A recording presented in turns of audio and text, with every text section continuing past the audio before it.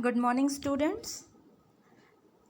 Now we are going to discuss the new topic, that is atomicity of an element. Okay, so in previous video we have discussed the elements and its types or its classification, and also we have discussed their properties.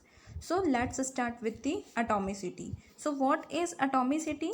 Atomicity is the number of atoms present in one molecule of an element. Let's say we are talking about oxygen. Okay, let we talk about oxygen. Okay, so we are taking oxygen, as molecular formula of oxygen is O2. So this oxygen molecule is having two atoms. Okay, how do we know that this 2 indicates the number of atoms? Okay, so this oxygen molecule is formed by the combination of 2 atoms of oxygen. Is it clear? So this is known as atomicity. So atomicity are of different types, that is monovalent, divalent, trivalent and polyvalent. So let us discuss them one by one. So monovalent are those molecules which are acting, means one atom is acting as a molecule. They are independent, they don't need any atom or any another atom to make them stable. They are stable in the form of atom only. So these are known as monoatomic molecules. So example of monoatomic molecules are all inert gases like helium, neon, krypton, argon, krypton, xenon and radon. So these are what? These are the example of monovalent. Not monovalent, they are monoatomic molecules. Now diatomic molecules, here you can see we are having two oxygen atoms. Okay, 1 and 2.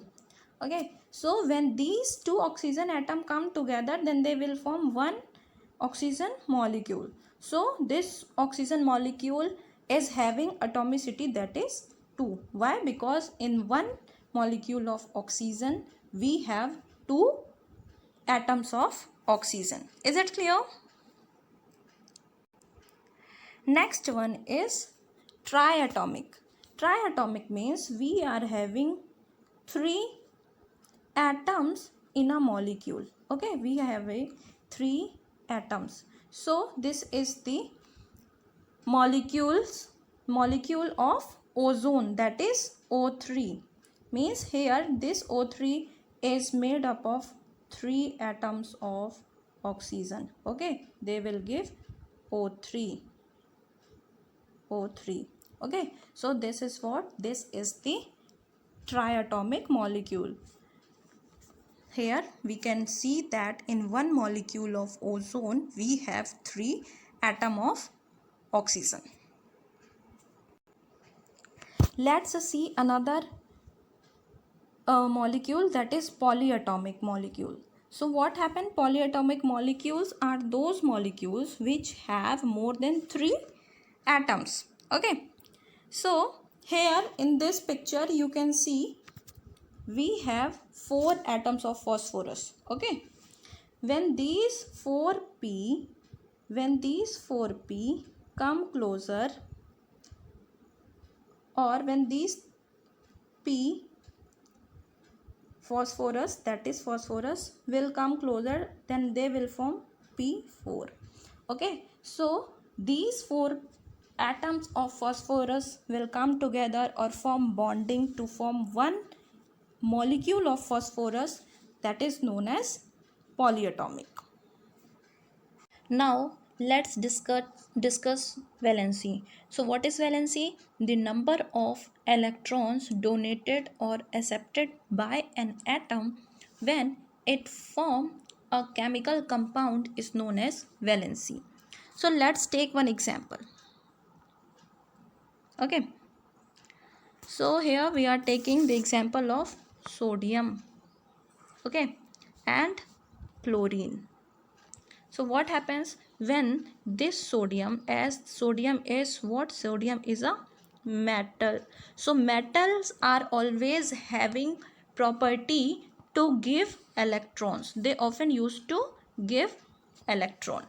Okay, so sodium will give one electron to this chlorine. Okay, then what happens? Valency of this sodium is considered as 1 plus 1, sorry, plus 1, and here the valency of chlorine will be considered as minus 1. Is it clear? Now let's see with example, with demonstration. So here in this you can see sodium is giving sodium has given one electron to the fluorine. Okay, so here you can see this is that orange colored electron is given by sodium to the fluorine.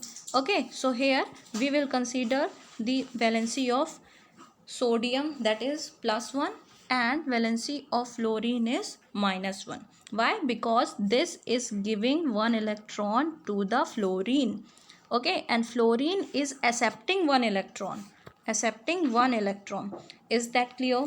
So when any atom will give electron to another atom or any other element, then it will acquire plus charge, and if any atom will gain electron from any atom, then it will acquire negative charge. Okay, if it is giving one electron, then it will have one charge.